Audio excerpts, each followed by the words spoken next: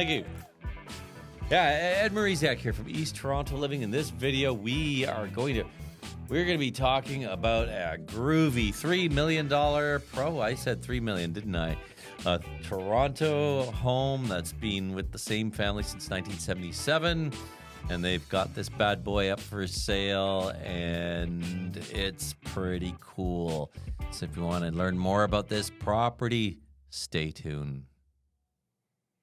Before we continue, if you could do me a quick favor, if you find this content useful and you're getting value from this, don't forget to like, subscribe, share, and leave a comment. Comments are so helpful, as I said many times, because they give me ideas for content, and I love addressing the comments, and they're just all around really good. And also, of course, if you haven't already done so, please subscribe so that you don't miss any of my content coming out. Also, I do this all for a reason. I'm in real estate. I'm a real estate professional. If you have any questions about real estate, you can call me, text me, send me an email, send me a carrier pigeon, whatever your preferred method of communication is. Let's get together. Let's meet for let's meet for coffee. We could go to some of these great places that I've featured in the past, or if you're from out of town, we can do a Zoom meeting, and I'd love to get to know you and help you with your real estate needs. Okay, so hey, let's dive right in. And so this week's video, today's video is about. The reporting is from Blog TO, and I'm going to leave a link here so that you could read the article in full detail. Now, this property is also on MLS too. It's day 4.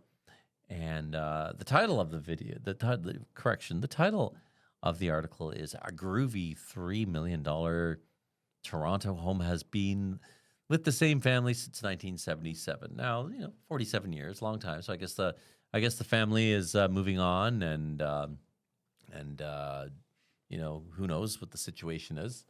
Probably gotten smaller as things happen, empty nesters. Who knows?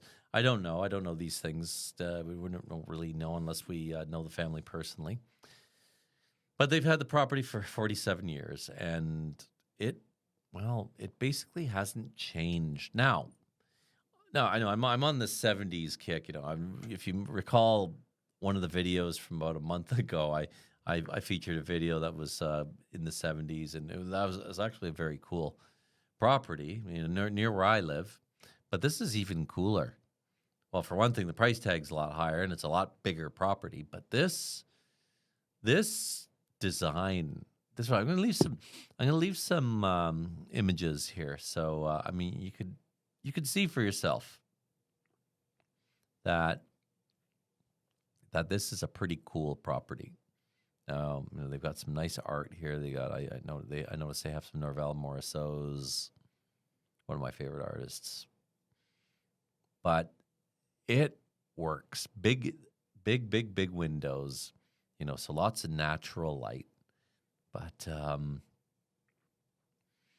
this design is really special. Now they also have big high ceilings.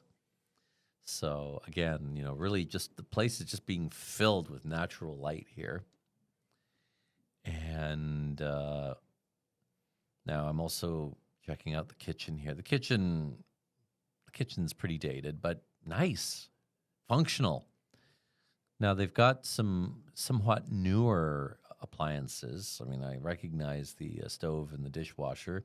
They're from maybe 10 years ago, so not new by any stretch of the imagination. But this works. They've got this.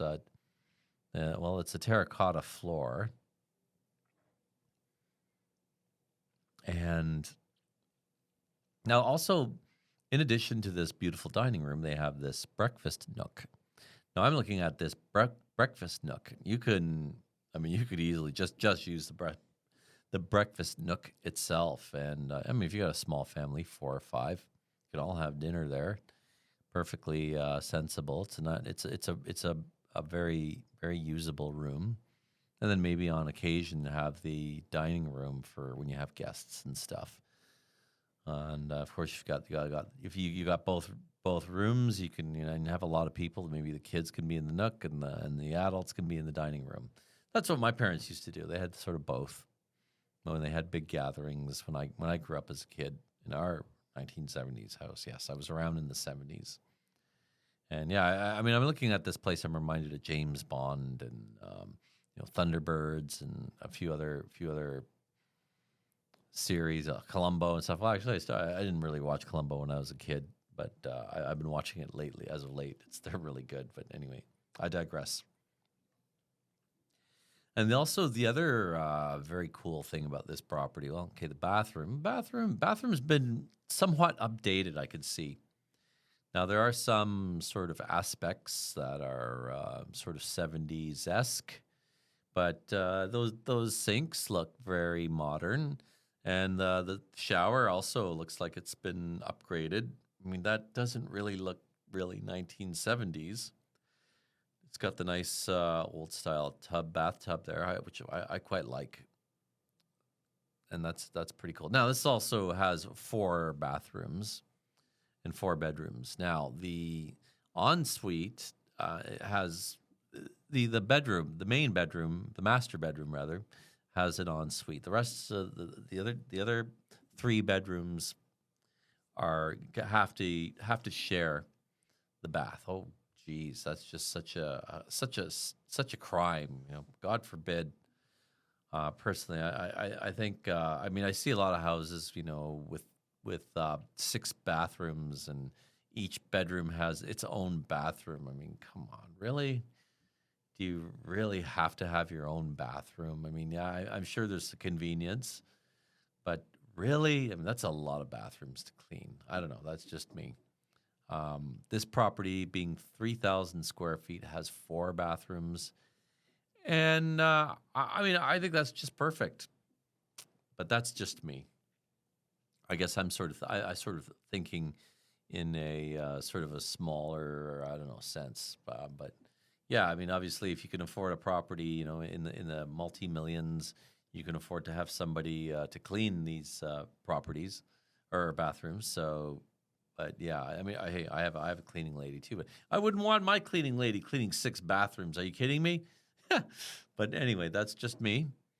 And but what this place also has is a ginormous basement. It says here it's got a 1,600 square foot basement. So lots of room in this place.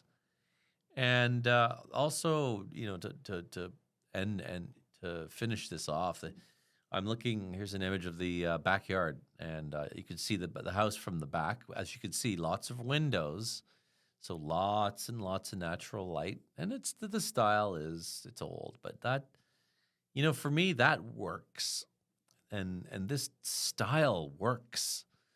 I would really hate to see this place being gutted because it really doesn't need to be. It totally works. Now the price tag is 3,395,000. Of course, I did some research on Treb. I still have Treb up here, and there's a lot of properties. Not a lot, but there's properties in and around that price point, and there's lots above 3 million. They're between 3 and 4 million in this area. Now there's some here for 2.5. There's some for there's one here for 2.7, and it expired. It's a bit smaller though. So is this price in the market inside of the market? I'm gonna. I mean, it's that's it's anybody's guess because here's the thing. I mean, yes, I think it's in the ballpark. I think it's maybe just a hair high, but not much, because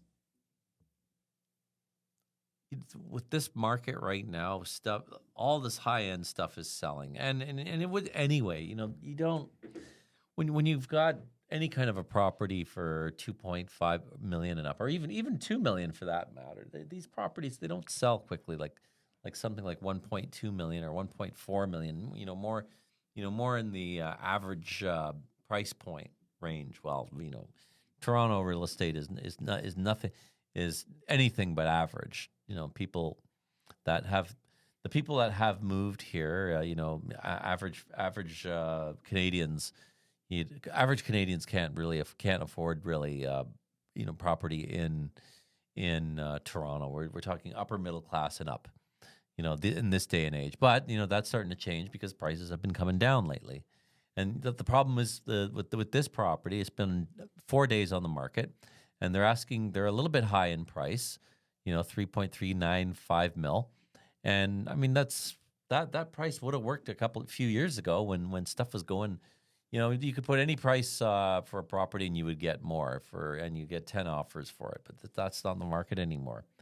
Everybody, buyers are sitting on the sidelines. It's still a very much a buyer's market right now.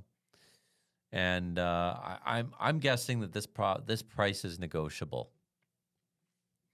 But I think the time to approach this seller would be in a few weeks because